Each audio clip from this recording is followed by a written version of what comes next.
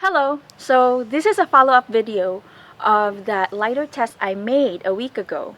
And we got a suggestion from Matt Holbrook to use a Ranger band to wrap around our Zippo lighters so it will last longer. And since we have a Ranger band, we decided to try it out.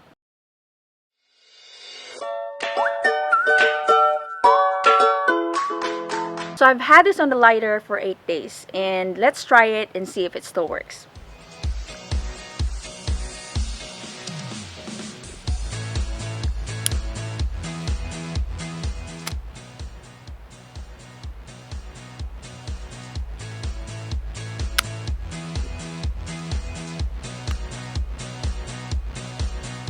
So thank you everyone for taking time to watch the video and sending your comments, and a special thank you to Matt Holbrook for that really cool hack. So thank you and see you soon.